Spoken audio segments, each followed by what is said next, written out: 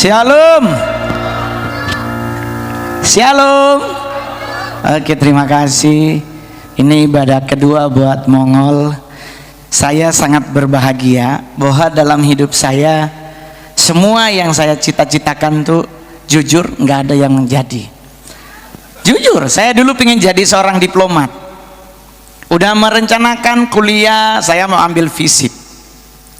Saya pengen jadi seorang diplomat karena hidup jadi diplomat tuh enak, saudara. Dulu diiming-imingin kontrak bisa jadi atase, terus nanti jadi duta besar di negara orang, nggak ada yang boleh nyolek. Kalau kecolek orang berarti ribut sama negara asal. Jadi di angan-angan saya tuh, wow, pokoknya keren lah. Saya tidak pernah bercita-cita untuk jadi artis. Jujur aja, saudara. Karena selama saya nonton sinetron atau nonton film, yang tipikal muka saya tuh paling yang tersiksa hidupnya selama syuting, entah jatuh, ya kan? Otomatis saya nggak ada cita-cita pengen jadi artis. Jujur, cita-cita saya tuh pengen jadi seorang diplomat dari dulu. Bahkan sampai hari ini pun saya bercita-cita masih pengen jadi diplomat. Bahkan kemarin mikir-mikir mau kuliah lagi.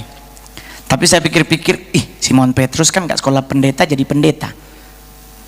12 murid Tuhan Yesus yang pinter cuma 3 kalau nggak salah, nggak lebih dari 4. Yudas dia bendahara, Matius dia pemungut pajak, ya kan?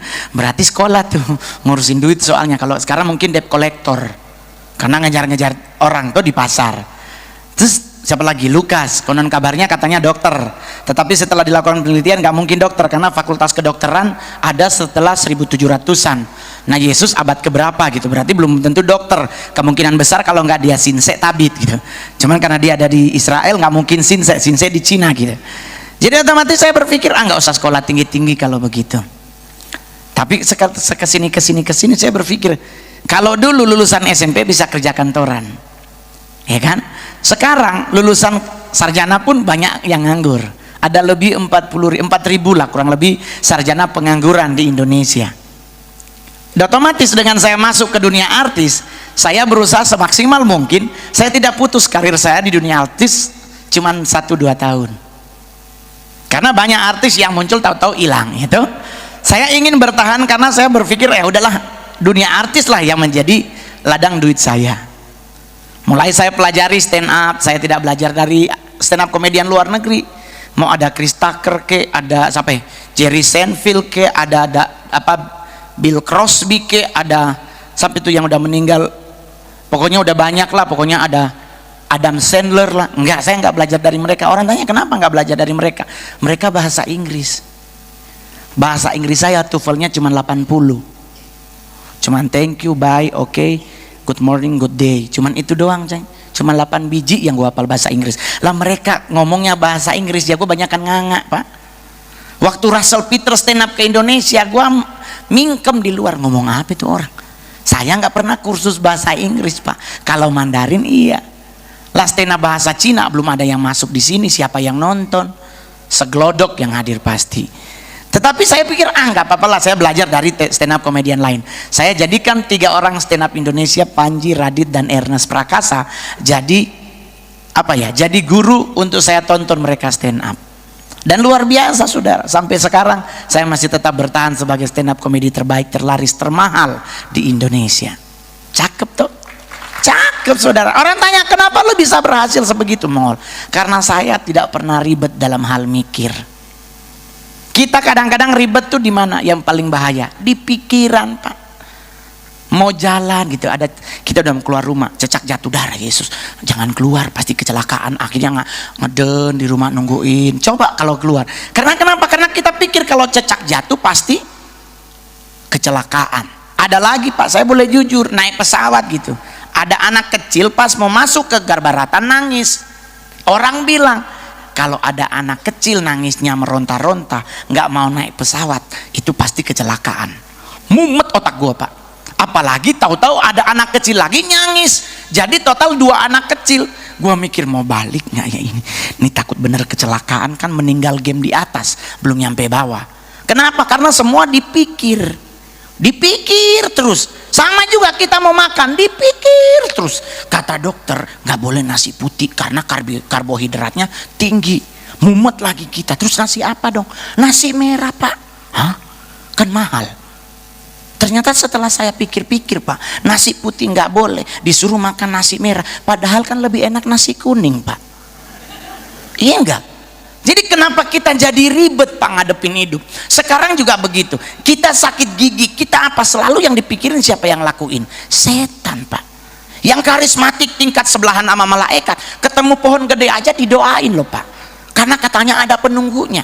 Dan kita bingung, gua kan mumet, siapa yang nunggu ya? Lah pohon ditanam ya, kalaupun ada yang nunggu, kenapa kita yang ribet gitu loh Pak? Ya kalau kita ribet ya ikut ganti nunggu kayak gitu. Yang nunggu itu suruh pulang mandi, terus kita suruh nangkring di situ. Kenapa kita jadi ribet? Karena pikiran kita yang membuat kita ribet Pak. Pasangan hidup, lu sionya apa? Gua sionya babi. Nah lu naga, aduh kayaknya cocok banget nih. Ya tetep aja nggak cocok kalau cowok sama cowok. Gitu loh. Jadi jangan terlalu ribet sama mikir. Ini otak cuman segede bakpao, apapun kalau kita pikirkan nggak akan jadi. Saya kalau mikir makan siang di istana, lu kirain enak Pak? Diundang, Pak nanti kita makan siang di Istana Negara, pasti sumpah demi Tuhan gua senengnya minta ampun Pak. Makan di istana pasti berasnya nggak mungkin 9.000 per kilo. Ayamnya pasti baru habis dipotong baru masak, bukan yang udah 6 jam di pasar baru kita belanjain. Otomatis menghadapi seperti itu ya gue bahagia, rela nggak sarapan Pak, demi biar lapar makan di istana bisa nambah. Ternyata realitanya nggak begitu Pak.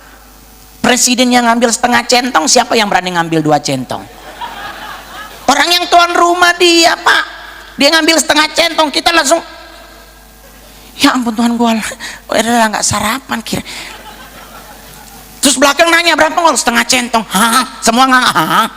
Kenapa? Ternyata yang diundang nggak sarapan Pak, karena mau ngarepin makan di istana. Premium rice, beras mungkin 23.000 per kilo. Terus santai aja. Presiden ngambil sup, kita ngambil sup. Dia ngambil bakwan, kita ngambil bakwan. Dia ngambil ini, kita ngambil itu. Semua pas duduk ada pada ya Allah Tuhan, semua sama. Orang nanya kenapa nggak yang ngambil yang lain Pak? Di sebelah sana memang ada apa? Ayam bakar madu, ada apa itu?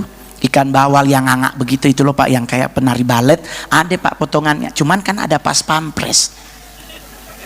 Dan pas pampresnya megang AK-47 Pak. Siapa yang mau ngambil? Lah kuncinya udah dikokang. Tinggal usah ditembak, digaplok juga meninggal Pak kaminya. Otomatis kalau saya mikir nggak akan pernah jadi Pak.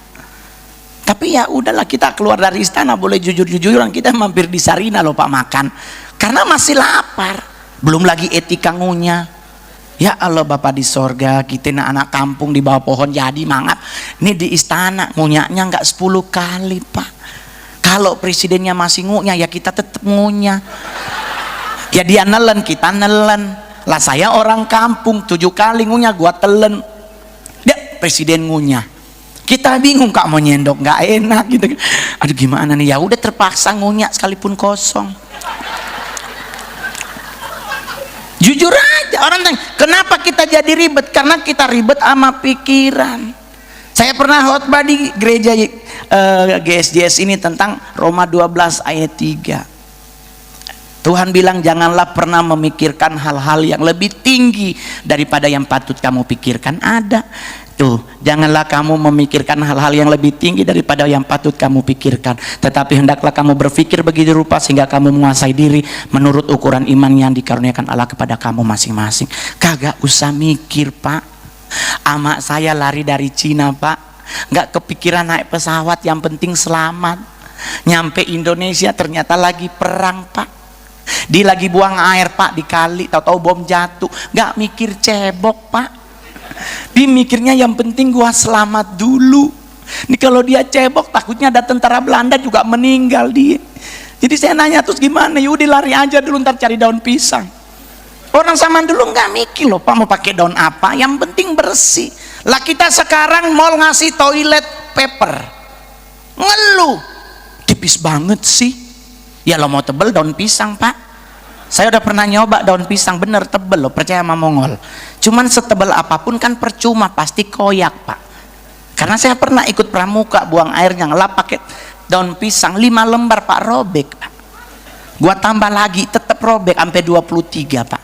Dan pasti kena tangan, kena jari loh. Dan cuman orang Indonesia yo, orang bule langsung cuci, kita dicium. Bener kan? Ini kan jorok Pak. Tapi mau gimana, itu realitanya negara kita kok. Jadi kita ribet sama apa? Apa yang di pikiran kita Pak.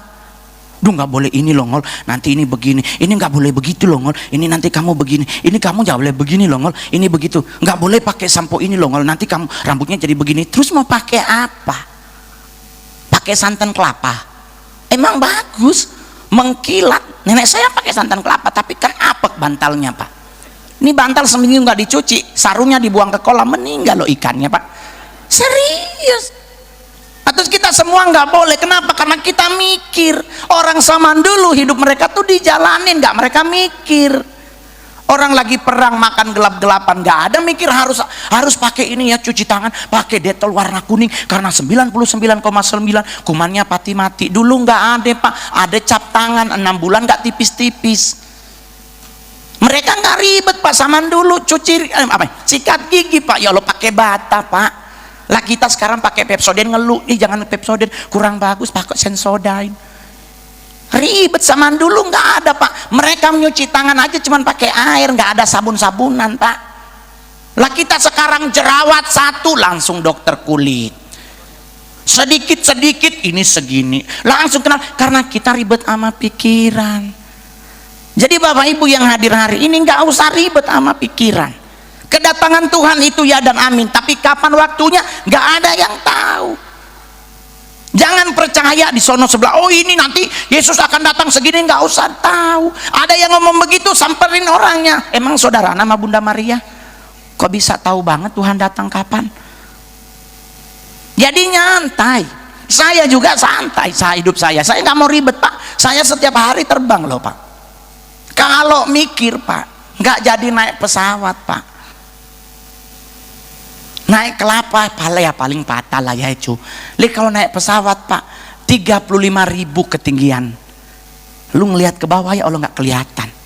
Terus kita harus ribet mikir, nggak naik pesawat Pak, gembel jadinya saya. Tapi kenapa saya berani? Karena saya naik pesawat nggak mikir. Saya naik pesawat bayar tiket bukan mikir. Gitu dong. Sama juga pacaran tuh, malam mingguan sama pacar nggak usah dipikir, yakinkan dompetmu ada. Karena malam mingguan lu punya pacar tapi nggak punya duit, nganga di mall Pak. Mendingan lu punya duit, pasti akan dapat pacar. Jadi orientasi saya sekarang, saya mau ngumpulin duit. Kenapa? Karena saya punya anak umur 13 tahun, cewek Pak. Orang nanya, gimana lebih enak anak cowok? 3 bulan sekali beli sepatu jadi. Anak cewek, haleluya. Nggak boleh lihat jepitan rambut, kos kaki ada stroberi, ada pita-pitanya, inilah bando, ada bulu-bulunya, nunjuk semua.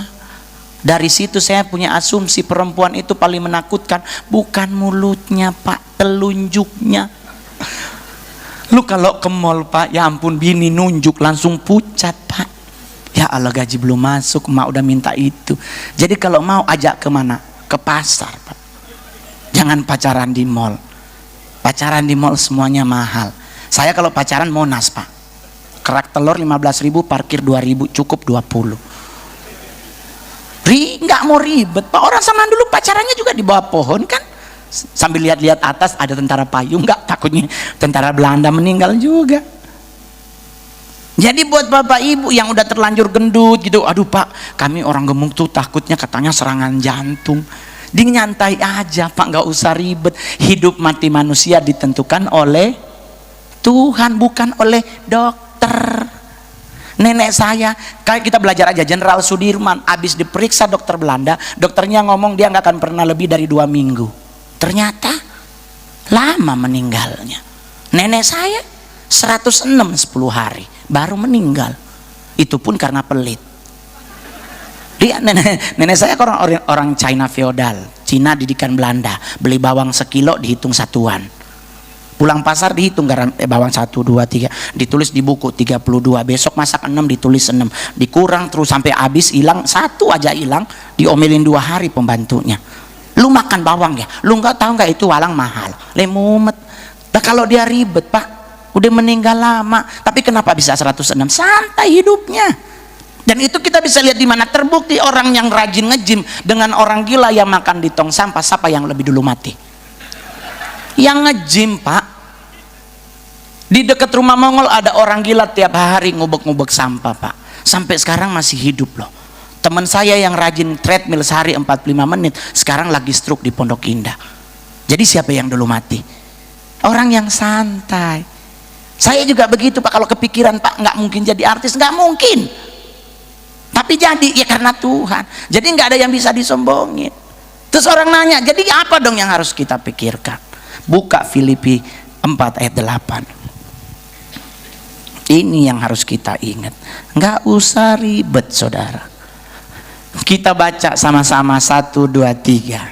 Jadi akhirnya saudara-saudara, semua yang benar, semua yang mulia, semua yang adil, semua yang suci, semua yang manis, semua yang sedap didengar, semua yang disebut kebajikan dan patut dipuji, pikirkanlah semua itu. Tuh enak Pak, disuruh pikirin apa yang enak-enak, yang manis didengar, nggak usah mikirin yang lain Pak. Nggak usah kita mikirin Barbie Kumalasari punya berlian 30 karat, lu cinta Luna, nggak usah dipikirin sehari ini, pikirin hidup sendiri aja. Karena hidup kita yang jalanin. Mereka punya berlian 10 karat, ya kalau kita nggak mampu beli sirkon, itu aja ya kan. Kenapa harus ribet? Sirkon juga kalau orang yang nggak mengerti dia pikir juga pasti berlian. Jadi nggak harus aduh Kak Mongol, aduh bagaimana? Sama juga dengan setan, nggak usah dipikirin. Kita nu yang ribet, lewat kubur aja malam permisi loh. Saya kadang-kadang suka stres waktu di Semarang. Mongol kita mau ke gedung sebelah tapi kita harus lewat pemakaman. Ayo, Mongol nggak takut? Enggak, itu adalah jalan. Permisi Mbah. Dipermisi sama kubur Pak. Bayangkan kalau dikubur nyahut, silakan Dek. Di meninggal kita Pak, kenapa lewat kubur permisi? Nggak ada orang 5 meter di bawah tanah yang dimakamin Pak, kok permisi? Waktu itu gue mau ngakak loh Pak, serius. Ya ampun, orang dikerjain ini kayak nonton Stardust gitu, nggak boleh lewat ini, nanti sebelah udah dunia lain. Nggak, kenapa harus permisi? Missing kong, dia nyahut silakan Dek. Di game Pak, serius loh. Sama juga kita ke kuburan gitu, pergi makamin saudara atau teman gitu, karena pekuburan kan udah pada padat, akhirnya kita mau tidak mau keinjek kubur orang di sebelah. Dengan Anda tahu orang Indonesia minta maafnya sampai membungkuk, sorry ya, aduh maaf ya Bu, maaf nggak sengaja gitu, aduh maaf. Kuburan diinjek minta maafnya sampai nunduk loh Pak, tapi giliran lu nginjek kaki temen lu, sombongnya keluar, sorry ya bro. Idih, orang yang mati aja nggak berasa kok minta maaf, giliran orang yang hidup lu kayak sorry ya maaf. Kenapa? Karena kita mumet Pak. Cowok yang nggak punya cewek juga, ya Allah, aduh Kak Mongol, aku tuh sebenarnya udah kelamaan jomblo Kak, aku udah 2 tahun loh Kak nggak punya pacar. Emang umur berapa? Baru 22. Ya Allah, gue 44 juga santai Pak, saya juga jomblo. Tenang aja, jomblo itu adalah masa paling bahagia, nggak ada beban hidup. Lu kalau pacaran nasi goreng lu yang bayarin Pak. Nih ingat anak muda, lu pacaran baju dalam cewek lu pun lu yang beli. Mending lagi jomblo ngumpulin duit, bangun rumah, di saat nikah udah masuk rumah baru, nggak nempel lagi sama mertua indah. Saya mah begitu. Di saat saya nikah, ya saya kasih istri yang terbaik Pak. Gaji saya 4.280.000. Saya masih ingat banget, 4.200.000 untuk istri, 80 untuk suami. Itu saking sayangnya sama istri Pak. Dia gunting Johnny Andrean, saya juga di Johnny Andrean. Dia di profesional, saya di school. Dimana kan ada Johnny Andrean kan pasti ada schoolnya tuh, ada yang untuk belajar menggunting orang kadang miring sebelah. Nah itu saya Pak, saya dulu demi cinta kepada istri gunting rambut di profesional, keluar cakep. Gua ini kayaknya masih tebal sebelah deh. Kadang di belakang sebelahnya beda, jadi kita mau bilang apa kan, Kalau kita mau suruh gunting lagi kan bayar Pak. Loh gimana ini udah mau habis 8.000 loh Pak, demi sayang kita kepada istri. Di saat istri kita mempertahankan rumah tangga, tidak, istri kita pergi, kita berusaha untuk tidak cerai, istri tetap ngotot cerai, Alkitab bilang ya biarkanlah dia pergi. Itu nggak usah disesali. Sekarang kita jadi artis, dia mau balik lagi, Faya kondios beb. Thank you sayang, dulu gua gembel, lu tinggal, gua tajir, lu balik, lu siapa?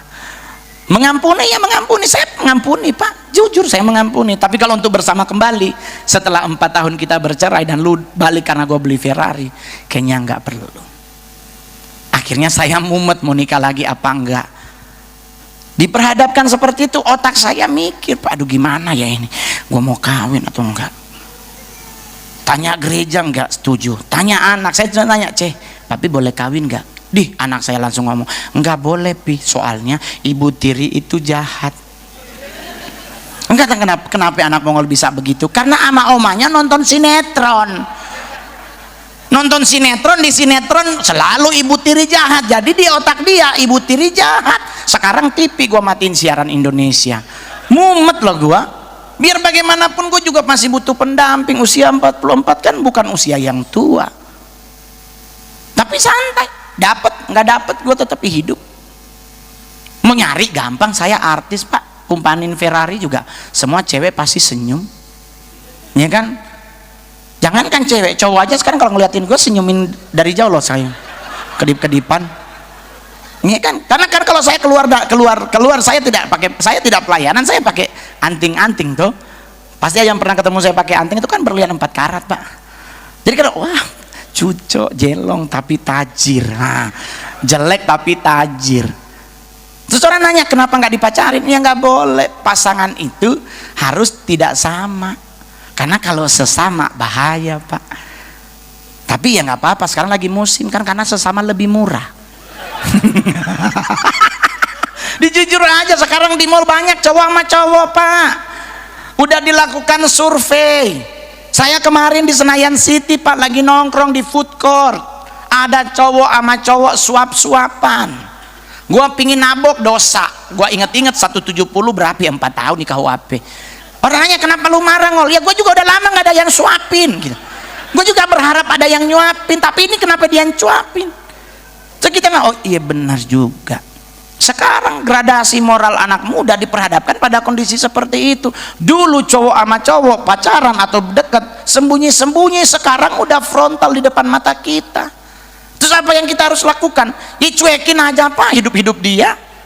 Kalau kita kenal dengan dia atau ada hubungan teman gereja, tegur dia. Tapi kalau enggak jangan masuk campur. Tuhan mulaikan suruh dari Yerusalem Pak, berarti keluargamu. Sama kayak saya tuh, sekarang mama udah meninggal. Mama saya meninggal tahun 83, saya baru usia 4 tahun.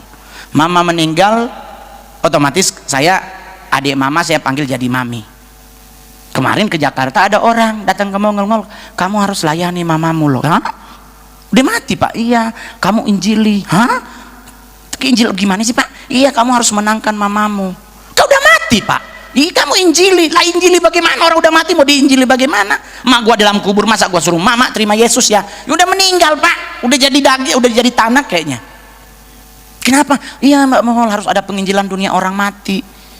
Ini otak gua kan jadi mumet, ini orang stres apa gua yang sarap sih? Gua langsung begini aja deh, bapak pelayanan bapak lakukan, nanti gua sumbang spanduk. Doa aja ya, kalau gua mah nggak bisa, gua prinsipnya urusin yang hidup, ngapain gua ngurusin orang mati? Orang keluarga saya masih ada banyak yang belum dimenangkan, masa ngurusin mama yang udah mati dari 83? Ntar gue sumbangin spanduk, datang dan hadirilah kebaktian rohani dunia orang mati, bintang tamu wewe gombel, sapi juga ya kan, kuntilanak ya, gue taruh juga di spanduk. Kita nggak usah ngurusin yang begituan. Kita kalau hidup sama otak kita yang mumet ini Pak, nggak akan maju kerohanian kita, karena setiap minggu ada injil palsu yang mulai masuk dalam pelayanan kita. Oleh sebab itu Anda yang udah jemaat dari gereja GSJS, bertumbuhlah di sini. Jangan lihat Pastor Michaelnya, dia kan masih muda. Lah Timotius apa kabarnya? Juga masih muda, boleh dipakai Tuhan. Daud masih muda, boleh dipakai Tuhan. Tidak menutup kemungkinan kan Pastor Michael juga bisa dipakai Tuhan. Kenapa kita harus ribet? Dengan Anda bergereja di sini berarti pertumbuhan Anda konsisten. Kalau Anda pindah gereja karena di sono ada limingho, Nah itu lu PA namanya Pak. Ih Pak Mongol di sebelah sana, aduh Pak Mongol kemarin gue ibadah Pak Mongol sakit gigi, aduh saya ibadah mah tetap puji Tuhan jam ibadah keempat saya disembuhkan Tuhan. Orangnya gue ajak ribut, lu mah PA, lu malu kesembuhan mah nggak usah ibadah keempat, ibadah pertama juga sembuh. Kenapa Pak Mongol? Kalau ibadah keempat lu hitung persembahan lu berapa? 10.000 sekali ibadah, berarti lu dapat berapa? 40 hilang. Coba lu beli ponstan sepapan tuh, sembuh juga. Jadi jangan kiblatnya ke hal-hal yang nggak wajar. Kesembuhan itu kan bonus dari Tuhan. Amin. Kenapa kita harus mumet Pak? Tapi kan kamu nggak usah tapi-tapian, dalam Tuhan nggak ada tapi-tapian. Di dalam Tuhan kepastian hidup itu ya dan amin. Udah nggak usah ribet. Mikir apa yang sedap, yang indah, yang mulia, dipikirin aja. Saya juga begitu Pak, nggak mau mumet. Kemarin saya ke bandara, saya boleh jujur udah 4 hari istirahatnya kurang. Bahkan pernah ada yang nggak istirahat karena harus terbang pesawat ke sana kemari. Udah. Terus kemarin pas mau ke sini, saya mampir kebetulan saya naik Garuda, ada tempat buat pemeriksaan kesehatan tuh. Saya berperiksa. Ternyata 110/70. Ternyata aman tuh, karena saya nggak mikir, penasaran aja. Soalnya baru habis makan durian 4 gitu. Jadi buat bapak ibu yang punya sakit darah tinggi, sebiji aja ya Pak, jangan 1 bijinya Pak, yang isi di dalamnya 1 aja Pak, jangan lewat 2, biasanya bengkok Pak. Dan saya selalu mengingatkan buat anak-anak Tuhan yang ada di gereja, tadi kita nyanyi lagunya enak banget ya tuh, nyanyi bagi Tuhan itu kan kita menyenangkan hati Tuhan. Menyenangkan hati Tuhan, bicara kita tuh membuat Tuhan tuh jadi senang, jadi bahagia. Kalau Alkitab bilang kan Allah itu adalah Allah yang pencemburu. Anda pernah tahu orang cemburuan Pak kayak gimana? Uring-uringan loh Pak. Nah kalau Tuhan datang uring-uringannya, nah biar dia nggak uring-uringan, kita senangkan hatinya. Sama dulu kan ada lagu menyenangkanmu, senangkanmu, hanya itu kerinduanku. Itu bagus ibadah siang, jangan ibadah subuh. Ketiduran soalnya. Saya pernah begitu Pak dulu, waktu masih di gereja di GPDI. Ada pertemuan di udara, pertemuan makin ke bawah Pak, yang tadinya duduknya tegak langsung ada penyembahan Pak. Saya rindu, tahu-tahu ketiduran Pak. Tapi melahirkan saya yang seperti sekarang, tidak goyah iman. Mau di dunia artis ada godaan apapun, yang kami lebih takuti cuma 2 di dunia keartisan. 1 dirjen pajak, yang kedua lambe turah. Itu Pak, jangan masuk di lambe turah, habis karir kita Pak. Jadi saya nggak mau bikin sensasi. Saya mau bersensasi boleh Pak, tapi saya takut ketahuan dirjen pajak mobilnya nggak dilapor, besoknya ditarik Pak. Jadi mendingan setiap apa yang saya beli laporkan dulu. Saya bikin usaha di Manado namanya Dapur Mongol. Bikin izin karena usaha minus mikro yang kecil, cuman modal 50 juta ternyata nggak kena pajak. Bahagia gitu. Jadi usaha yang kecil-kecil aja ya bos, ya nggak bayar pajak, paling perpuluhan. Kalau perpuluhan itu udah haknya Tuhan. Jadi kalau Anda tahu keberhasilanmu, salah satu yang membuat engkau berhasil karena perpuluhan saya rajin. Itu yang gara-gara film komik 8 saya jadi bencong kan, yang saya ancam pendetanya kan perpuluhan. Soalnya saya jadi bencong dimarahin loh Pak. Kamu kan anak Tuhan, kamu melayani loh Mongol, masa kamu jadi bencong? Pilih dong karakter yang memuliakan Tuhan. Ya Allah, karakter apa Pak yang seperti muka ini memuliakan Tuhan? Pak Aliando masih hidup Pak, susah gue nyampe di situ Pak, serius loh Pak. Nunggu mereka yang ganteng dipanggil Tuhan baru gue gitu. Iya kalau enggak ya gue korbannya yang kayak Aliando itu ganteng-ganteng serigala kan, saya cuman manggilin dia doang, bro ditabrak mobil. Udah Pak, pulang nggak ada lanjutannya Pak, serius loh. Saya nggak bohong Pak. Sinetron paling pertama saya tuh Naik Enak Turun Ogah. Kalau dulu tayang di Antv yang mainnya Om Indro. Itu saya pernah main di situ Pak, 16 episode. Saya jadi kuntilanak loh Pak. Nggak ada dialog, Anda cari di YouTube kalau nggak percaya. Ada Pak, saya cuma nangkring di pohonan. Cuma segitu doang Pak. Lu bayangin Pak, nggak mungkin saya mau nyampe karakter kayak Aliando and the Gang Pak. Ya udah paling korban Pak. Bayangkan saya syuting nggak turun dari pohon loh Pak, makanan diantar karena katanya continuity, nggak boleh geser duduk. Terus kita menolak, ya aduh Tuhan susah Pak. Maijab pengen ke Mekah, saya main loh Pak, itu kan beli Ferrari duitnya. Dan Anda tahu nggak ada dialog Pak, karena saya cuman gendong babi. Anda cari di YouTube ada, gua sama Sony Wakwau itu, dia yang bawa itu, udah gitu Sony Wakwau ngomong apa kita nggak ngerti. Jadi gendong babi dan babinya bukan styrofoam Pak, asli babinya Pak. Dia buang air di situ, ya Allah, tahu-tahu kita nggak sempat dimandiin udah gendong. Terus orang tanya kenapa lu nggak protes? Ya gue juga protes, tapi sutradaranya bilang ya lu doang yang Kristen. Ya udah, minoritas mah yang penting 11 juta per hari, itu aja. Mungkin nggak mau ribet sama hidup. Serius, hidup ini di bawah santai, kenapa harus ribet? Iya enggak? Tuh, tapi kan kamu kita nggak boleh ke mall. Ya udah, meninggal aja kalau begitu. Semua udah nggak boleh ke mall, nggak boleh begini. Ya, terus ngapain hidup? Kamu itu kan keangkuhan hidup, keinginan daging. Ya udah, lu masuk ruang doa aja tiap hari. Hidup ini dinikmati, mau ke mall ya sok, yang penting ada duitnya. Kalau mampunya di pinggir jalan makan bakwan, ya di pinggir jalan juga nggak ada masalah. Yang penting ingat, ngambil 4 harus bayarnya 4. Kita kadang ngambil 5 bilang 3. Banyak itu juga saya pernah dulu Pak. Berapa bos? 3 bang, padahal 5. Ntar nyampe di rumah baru, aduh Tuhan maaf ya Tuhan tadi saya, padahal sebenarnya tahu, cuman pura-pura. Nah, itu namanya trik Pak, tapi jangan dilakukan karena itu bagian dari dosa. Jadi nyantai aja, lu mau makan apa silakan, selama punya duit belanja, tapi belanja pada hal yang benar. Nggak punya rumah jangan beli mobil. Kalau orang Manado di daerah Mongol, di Jakarta orang Manado banyak Pak udah punya mobil tapi ngkos. Pas diusir bingung Pak, isi dalaman mobil semua baju. Harusnya kan beli rumah. Kalau pinginnya di Jakarta, ya udah nggak mungkin dapat 200 juta. Lu nyari ke arah Bogor. Pastikan daerahnya nggak ada petir, jadi bisa nonton TV. Jadi kalau ada petir kan meninggal kita Pak sama TV-nya.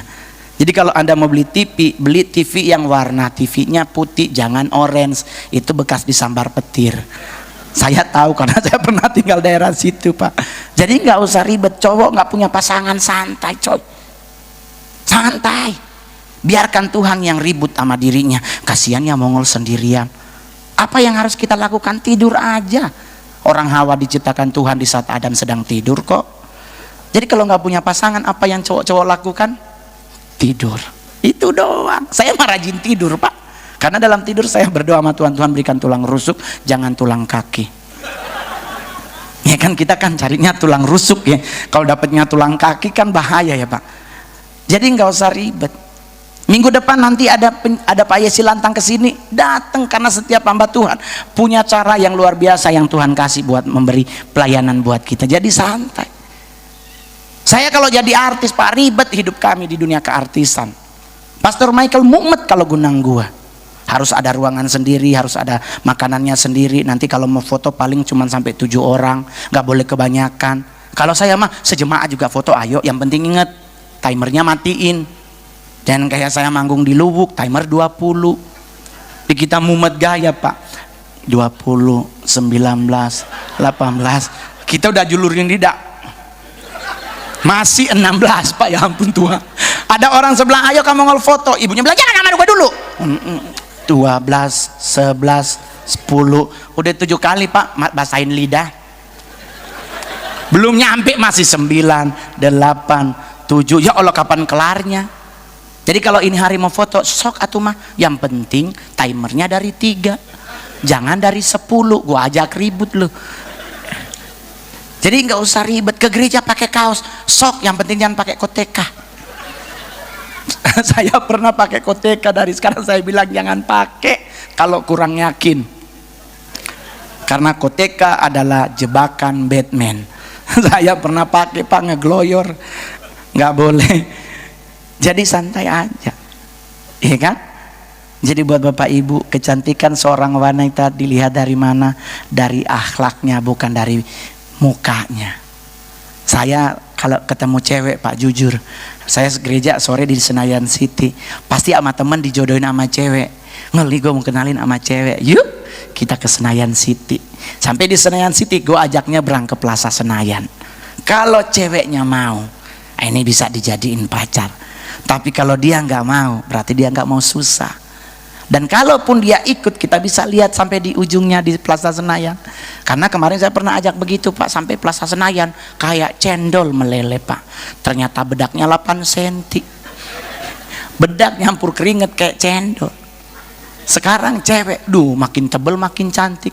Orang zaman dulu nggak pakai begitu. Dulu bedak juga paling tinggi Fambo. Itu kalau nggak bedak malam, bedak Kelly.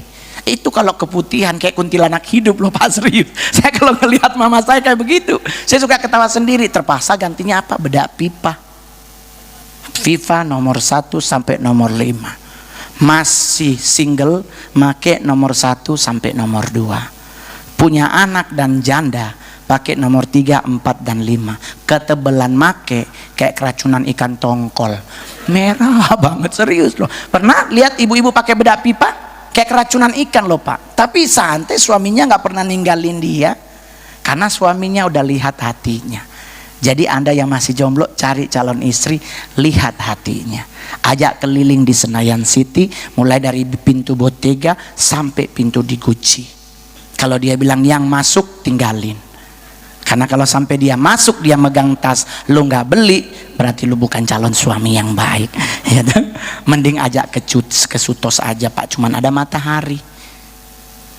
Tas di situ 800 dapet lah. Kalau lu masuk Bottega, ginjal dan jantung setengah dijual, belum kebeli itu tas. Sampai hari ini saya nggak pernah ngajak mama saya ke Senayan City, serius. Gua ngajak emak kemana? Ambasador Pak. Ada juga Bottega 300.000. Nggak apa-apa, yang penting sama. Orang di kampung nggak pernah tahu ini tas 200 juta. Lah kalau mama saya orang Manado dibeliin Bottega, gua yang tersiksa Pak. Karena kami orang Manado kemana-mana pesta pasti bungkus. Lu bayangkan tas 200 juta ada ikan kembung bakar di dalam. Terus dia tumpah di situ lagi Pak sausnya. Ya Allah, mau cuci di mana? Tetap nggak bisa dicuci. Cuman sekarang permasalahan, ada orang bilang begini, Mongol, kenapa sekarang banyak ngetren ibu gembala pakai Birkin 2,5 M. Mas saya bilang itu haknya mereka. Karena waktu saya jadi bencong, saya dimarahin gereja, gerejanya gua marahin, balikin perpuluhannya. Nih coy, gue jadi bencong, duitnya jadi perpuluhan toh. Terus gue bawa ke gereja, lah ini marahin gue karena jadi bencong, ya balikin dulu duitnya. Yang duit kemarin jadi perpuluhan kan bekas gue jadi bencong Pak. Akhirnya sekarang gereja nggak ada yang berani marah Pak. Lah karena perpuluhan gue dari situ Pak. Dia kan jadi bencong cuman di film.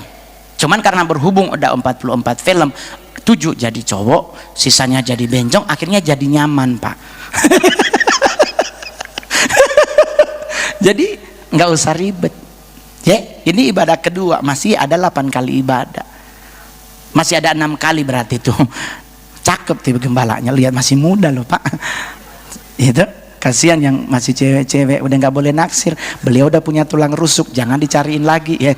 Jangan jadi kayak orang Manado. 02 kita minta maaf, torang 2 01 so tahu. Di Manado ada lagu tuh, 01 istri, 02 selingkuhan. Dalam Tuhan nggak boleh ada. Dalam Tuhan cukup satu aja ribet, apalagi 2 ya. Karena kalau kita beristri 2 diperbolehkan menurut hukum kita, tetapi menurut hukum Tuhan istri cuman boleh 1. Karena kalau kita istri 1, orang tua masih kita bisa beliin cincin emas. Tapi kalau sampai istri 2, orang tua tinggal dapat besi putih. Jadi santai, oke? Ibadah sampai jam 7 malam masih akan ada Mongol. Nanti Mongol istirahat cuman sejam, mau jalan-jalan muter. Cuman saya tadi kesini agak sedikit stres, mallnya ternyata muter ya Pak ya. Kalau dia kebanyakan muter kan udah kayak pindah agama ya Pak ya. Jadi mending turun-turun aja. Jadi nanti kita akan bertemu lagi, tapi satu hal yang pasti, nggak usah mikirin hal-hal yang ribet, pikirin aja yang manis dan yang indah, maka hidup kita akan aman dalam lindungan Tuhan. Amin. Tuhan Yesus memberkati.